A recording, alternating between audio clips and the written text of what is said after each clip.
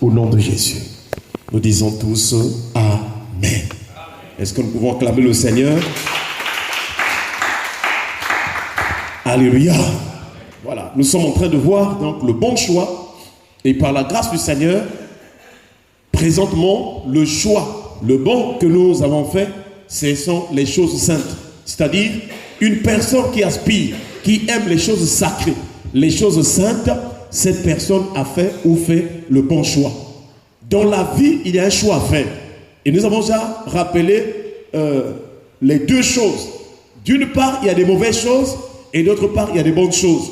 D'une part, il y a des choses profanes et d'autre part, il y a des choses saintes. D'une part, il y a des choses impures et d'autre part, il y a des choses pures. Il faut faire le choix. D'une part, il y a la mort et d'autre part, il y a la vie. D'une part, il y a la malédiction et d'autre part, il y a la bénédiction. Est-ce qu'on peut acclamer le Seigneur?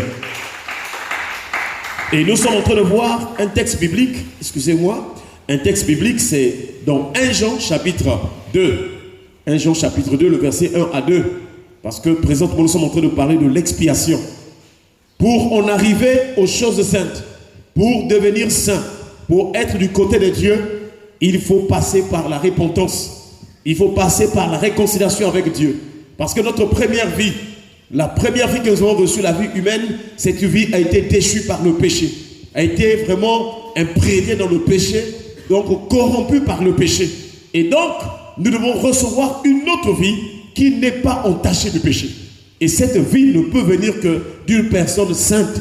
Et cette personne, c'est Jésus-Christ. Car lui-même, Jésus-Christ, est né sans péché. Il est né par la vertu du Saint-Esprit. Frères et sœurs, donc nous avons expliqué que l'expiation de l'ancienne alliance se faisait par un animal. Les gens pouvaient mettre la main sur la tête de l'animal pour en transférer leur péché. Et c'est l'animal qui était donc la victime expiatoire. C'est l'animal qui subissait la peine, la condamnation et la mort. Alléluia. Mais dans le Nouveau Testament, il y a une autre personne qui s'identifie à l'agneau. Et on l'appelle l'agneau de Dieu. Jésus-Christ, il vient du ciel et il est venu comme l'agneau de Dieu qui ôte le péché. Cette fois, pour la nouvelle alliance, les péchés ne sont pas seulement couverts, mais les péchés sont maintenant ôtés. C'est-à-dire, Dieu est capable de changer ta vie. Là où tu étais dans le péché, il est capable d'enlever ce péché-là et tu deviens une nouvelle créature. Tu deviens une personne qui vit une autre vie différente de celle du péché dans laquelle tu étais. Voilà l'importance de passer par la véritable repentance, frères et sœurs. Et c'est là, nous voyons que c'est dans 1 Jean chapitre 2, à partir du verset 11 au verset 2, que l'apôtre Jean nous explique que Jésus, c'est lui, vraiment, la victime expiatoire. Nous lisons ce texte biblique. Il est écrit, « Mes petits enfants, je vous écris ces choses, afin que vous ne péchez point. Et si quelqu'un a péché, nous avons un avocat auprès du Père, Jésus-Christ le juste. Il est lui-même une victime expiatoire pour nos péchés. Et non seulement pour les nôtres, mais aussi pour ceux du monde entier. » Ce texte en dit long pour montrer qu'il n'y a que Jésus qui est capable de pardonner les péchés. Et lorsque Jésus pardonne les péchés, ce qui s'ensuit, c'est la guérison, c'est la délivrance, c'est la paix, c'est la joie, c'est une nouvelle vie de croissance, de bénédiction, frères et sœurs. Mais dans ce texte biblique, nous sommes en train de voir quelques éléments. Petit à petit, nous sommes en train de faire comme une étude de ce texte pour en avoir la connaissance des enseignements que Dieu nous donne dans ce texte. Première chose que l'apôtre dit, il dit « Mes petits enfants ». Mes petits enfants, nous avons dit que ici, il ne s'agit pas des enfants naturellement parlant, mais il parle des enfants en Dieu, les enfants en Christ, les enfants de Dieu. Et donc, pour arriver donc à devenir enfant de Dieu, il faut passer par l'expiation. Pour devenir enfant de Dieu, il faut accepter Jésus-Christ qui est la victime expiatoire. Et c'est Jésus qui va te donner le pouvoir de devenir enfant de Dieu. C'est toujours l'apôtre Jean, dans son évangile, il va dire à tous ceux qui l'ont reçu, Jean chapitre 1 verset 12, à ceux qui croient en son nom, elle a donné le pouvoir de devenir enfant de Dieu. Elle là, c'est la parole qui s'est faite chair. C'est la parole de Jésus-Christ qui a le pouvoir de donner à une personne cette nouvelle identité d'enfant de Dieu. Alléluia. Alléluia. Et donc nous voyons, frères et sœurs, que pour commencer à vivre les choses saintes, à marcher dans les choses saintes, il faut d'abord devenir enfant de Dieu. Parce qu'avant nous étions les enfants de la chair, les enfants de nos parents biologiques, les enfants qui sont nés selon la chair et le sang. Mais maintenant, Jésus nous enseigne par sa parole de devenir enfants de Dieu. C'est une naissance spirituelle. Nicodème n'a pas compris cela, mais Jésus a essayé de lui expliquer ces choses. Deuxième chose que l'apôtre est en train de parler, en dehors de la nouvelle naissance, en dehors de l'enfance, de l'identité d'enfant de Dieu, il dit « Je vous écris ces choses ». Donc, si nous sommes devenus enfants de Dieu, ce qui s'ensuit, c'est maintenant les écrits, la parole écrite. Beaucoup de gens ont souvent négligé la parole écrite, mais je vous assure, la parole écrite a une puissance. C'est la puissance de Dieu, c'est l'œuvre de Dieu, c'est la personne de Dieu. Et nous sommes en train d'expliquer ce mystère-là. C'est-à-dire, Dieu est la parole. Lorsque Dieu a commencé à parler, Dieu a transcrit cette parole par les écrits. C'est-à-dire la parole, la voix de Dieu qui est sortie de Dieu. Ensuite, Dieu a mis cela sur écrit. Mais c'est toujours la même parole. C'est toujours la même parole. Il en a fait avec Moïse. Lorsque Moïse était sur la montagne, Dieu a libéré la parole par sa voix. Et cette parole, Dieu lui-même avait commencé à écrire. Donc le doigt de Dieu qui écrivait sur les deux tables de la loi, c'était l'image aussi de Jésus-Christ. Parce que le doigt nous rappelle la main. Or la main de Dieu, c'est Jésus-Christ. La main signifie aussi le service ou le serviteur. Et le serviteur de Dieu qui a fait un service qui soit agréable au Seigneur, qui agrée vraiment le cœur de Dieu, qui donne la joie au cœur de Dieu, la personne qui est rentrée dans le sanctuaire, qui n'est pas fait de main d'homme, c'est Jésus-Christ. Et donc nous voyons que tout ce qui plaît au Seigneur ne peut passer que par la personne de Jésus-Christ. C'est-à-dire, la personne qui a soulagé le cœur de Dieu le Père, c'est Jésus-Christ. Et la parole écrite, c'est Jésus. Nous avons rappelé aussi le témoignage de Philippe à Nathanaël. Il a dit, nous avons trouvé celui de qui Moïse a écrit. Nous avons trouvé celui de qui. Donc la personne que Moïse a écrite dans la loi. Et d'autres les prophètes ont parlé. C'est Jésus-Christ. C'est là où nous comprenons que quand tu lis la parole de Dieu, c'est la vie de Christ que tu es en train de lire. Quand tu médites la parole de Dieu, tu es en train de réfléchir sur la personne de Jésus. Et lui, comme il est la révélation du Père, c'est lui qui va te donner maintenant la pensée de Dieu. La pensée de Dieu pour comprendre les choses de Dieu. Est-ce qu'on peut acclamer le Seigneur? Et présentement, nous sommes en train de voir donc, lorsque Jean dit, je vous écris ces choses, c'est que la parole écrite a un pouvoir, a une puissance. Si tu aimes la parole, le pouvoir de la parole va commencer à agir en toi, va commencer à influencer ta vie. Hier, nous avons vu dans Hébreux chapitre 4, verset 12, la Bible déclare, car la parole de Dieu est vivante et efficace, plus tranchante qu'une épée quelconque à deux tranchants, pénétrante jusqu'à partager âme et esprit, jointure et moelle. Elle juge les pensées et les sentiments du cœur. Ce texte nous montre les effets de la parole, la puissance de la parole, jusqu'à quel niveau la parole de Dieu peut arriver à agir. Elle dépasse même l'épée physique à deux tranchants. La parole de Dieu dépasse. Pourquoi? Parce que la parole de Dieu est capable de pénétrer jusqu'à l'âme. Or, l'épée physique ne peut pas rentrer jusqu'à l'âme. L'épée physique peut couper la chair, l'épée physique peut trancher ce qui est charnel. Mais l'épée physique ne peut pas rentrer jusqu'à l'âme. Or, la parole de Dieu est plus que cette épée-là. Et elle rentre jusqu'à l'âme et l'esprit, jusqu'aux jointures et aux moelles. Est-ce qu'on peut acclamer le Seigneur? Frères et sœurs, le premier effet, la première caractéristique de la parole que nous sommes en train de voir, c'est que la parole de Dieu est vivante. Et nous sommes en train d'expliquer que ce qui est vivant là, c'est ce qui donne la vie. C'est ce qui a la vie. C'est ce qui est plein de vie. Si tu veux avoir la vie, il faut la parole de Dieu. Si tu acceptes la parole, si tu vis la parole, tu reçois la vie en toi. Et ici, la vie est différente de la mort. C'est-à-dire, s'il y avait la mort dans ta vie, lorsque tu reçois la parole de Dieu, cette parole te prend de là où tu étais mort, t'emmène à la vie, te ramène à la vie. Là où tu étais mort, là où rien ne marchait, là où tu avais la mauvaise vie. Parce que quand on parle de la mort, ça signifie beaucoup de choses. La mort signifie aussi les difficultés. La mort signifie aussi les blocages. La mort signifie aussi les ténèbres. La mort signifie aussi les mauvaises choses. La mort signifie aussi vraiment les souffrances. La mort, ça signifie la malédiction. Donc, lorsque tu reçois la parole de Dieu, tu commences à vivre selon la parole de Dieu. Cette parole va te délivrer de tout ce qui est mort pour que tu vives et que tu jouisses du bonheur de la vie. Alléluia. Voilà le plus grand remède, voilà la plus grande délivrance. Et le problème des chrétiens aujourd'hui, c'est cela. Vivre la parole de Dieu dans leur cœur. Et hier, nous avons aussi continué à voir que la parole de Dieu nous conduit de la mort à la vie.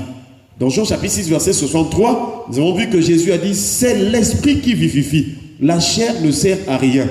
Les paroles que je vous ai dites sont esprit et vie. Là maintenant, Jésus explique que la vie de la parole vient aussi de l'œuvre de l'esprit. C'est-à-dire quand la parole sort, l'esprit de Dieu est là pour non seulement accompagner, mais pour amplifier, pour faire une action puissante afin que la parole communique la vie. Est-ce qu'on peut acclamer le Seigneur? C'est là où nous voyons qu'il y a donc la parole et l'esprit qui donnent la vie. La parole et l'esprit pour que l'homme soit complet dans sa relation avec Dieu. Pour que l'homme soit rempli de Dieu, il faut la parole et l'esprit. Chers frères et sœurs, et c'est ainsi que nous voyons que dans Proverbes chapitre 4, que nous avons lu hier dans la soirée, le verset 20 à 22, il est écrit, « Mon fils, sois attentif à mes paroles, prête l'oreille à mes discours, qu'ils ne s'éloignent point, qu'ils ne s'éloignent pas de tes yeux. Garde-les dans le fond de ton cœur, car c'est la vie pour ceux qui les trouvent, c'est la santé pour tout leur corps. » Voilà ce que nous avons vu hier.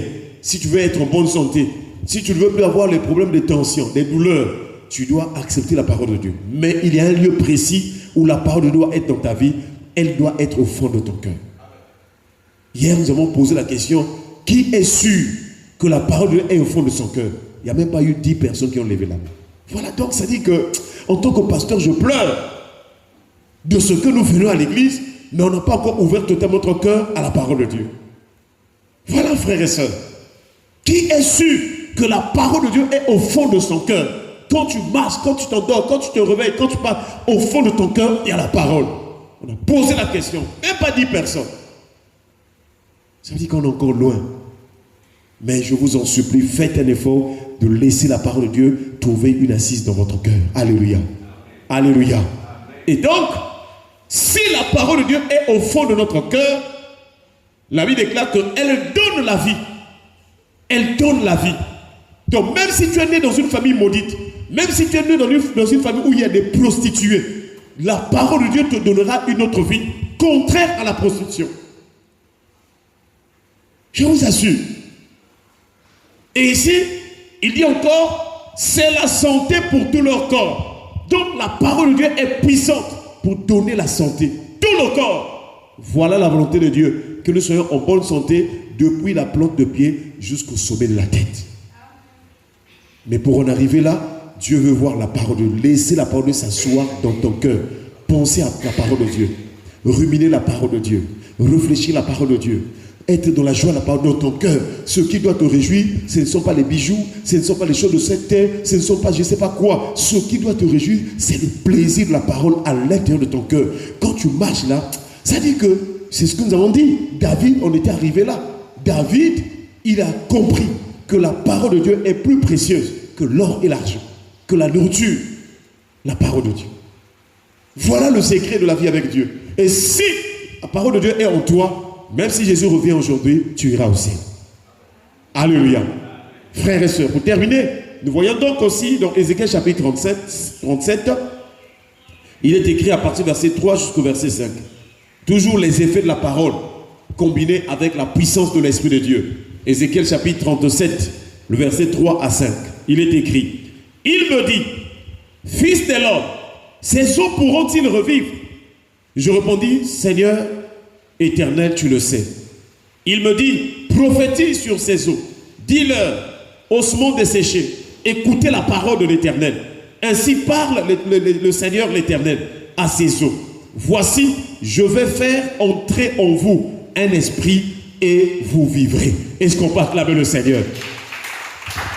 Donc, la préoccupation de Dieu, c'est de donner la vie.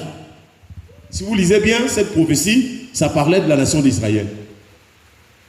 Donc, nous voyons que le Seigneur, il dit à Ézéchiel le prophète, il dit, fils de l'homme, ces eaux que tu vois dans cette vallée, pourront-ils revivre? Revivre, ça veut dire revenir à la vie. Cela veut dire la résurrection. Cela veut dire aussi que ces eaux donc étaient morts. Ces eaux-là n'avaient pas de vie. Et Dieu vient pour parler de la résurrection, ramener ces eaux à la vie.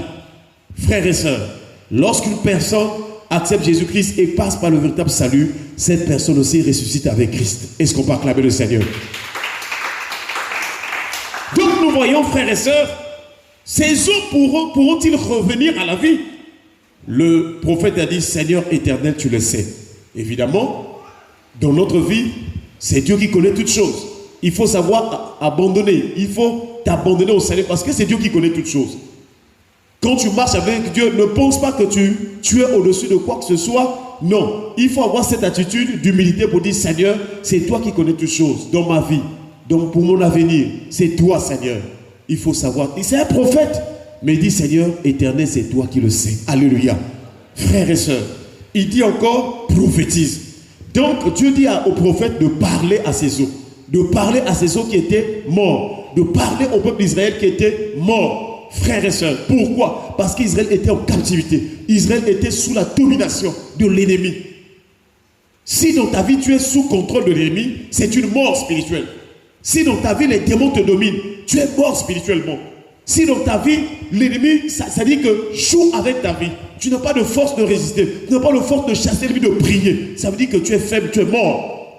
Mais ce qui est important, c'est que Dieu dit au prophète, prophétise. Est-ce qu'on peut acclamer le Seigneur? Le prophète, c'est l'image du serviteur de Dieu. C'est l'image de la sentinelle. C'est l'image d'une personne, d'un messager qui reçoit le message de Dieu pour communiquer. Comme ce matin, le pasteur est en train aussi de prophétiser. Parce que la plus grande prophétie, c'est la parole de Dieu. Ne sois pas esclave des bikoudis, des gens qui parlent, qui donnent des programmes. La vraie prophétie dans ta vie, c'est la parole de Dieu. Tel que nous écoutons là, c'est là où tu vas avoir la vie. Mais si on te dit que non, on voit dans la famille quelqu'un va mourir, ça ne donne pas la vie. Donc, nous voyons que Dieu donne le mandat. Il donne une autorité déléguée à ses serviteurs de parler. Lorsque le serviteur de Dieu prêche la parole, si tu la reçois avec vraiment la foi, tu reçois la vie. Les eaux étaient secs, les eaux étaient desséchées. Mais Dieu dit au prophète, prophétise, parle à ces eaux. Et lui, maintenant, il commence à dire, ossements desséchés, écoutez la parole de l'Éternel. Donc, pour que ces eaux reçoivent la vie, il faut que ceux-ci, donc ces eaux-là, puissent recevoir ou écouter la parole de Dieu. Donc, lorsque nous écoutons la parole de Dieu, si nous l'écoutons de tout notre cœur, nous recevons la vie. C'est une disposition de cœur. C'est une disposition pour recevoir la vie. C'est pourquoi hier, nous avons dit, ceux qui dorment souvent pendant la prédication, nous disons que c'est la mort, c'est pas bien. Parce que ici, le proverbe dit, mon fils, sois attentif, prête l'oreille. Tu dois prêter toute ton attention. Des yeux éveillés, des oreilles qui entendent bien ce que Dieu dit. C'est là où tu vas recevoir la vie.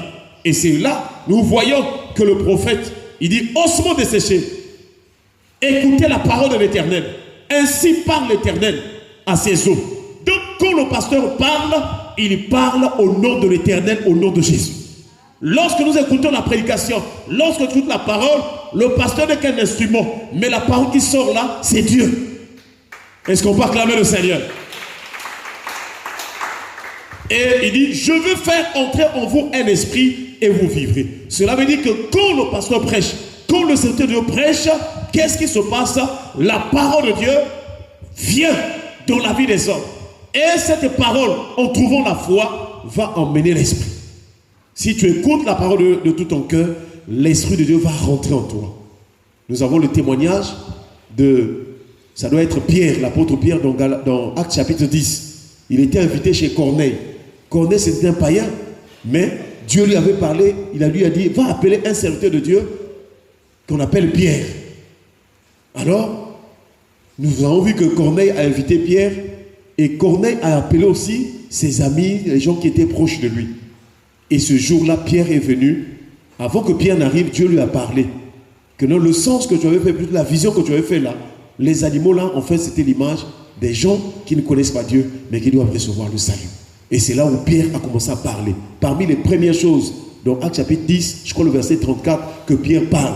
Il dit, je reconnais qu'en toute nation, Dieu ne fait pas de favoritisme, mais qu'en toute nation, celui qui le craint et qui pratique la justice, lui est agréable. Donc Dieu n'a pas de favoritisme. Vous dites que non, je suis seulement pour maman Karine, je ne suis pas pour la sœur Jemima, ou bien je ne suis pas pour la sœur Mwanga. Non, Dieu n'a pas de préférence comme ça là. Mais en toute nation, celui qui le craint et qui pratique la justice, Dieu lui sera agréable. Est-ce qu'on peut acclamer le Seigneur?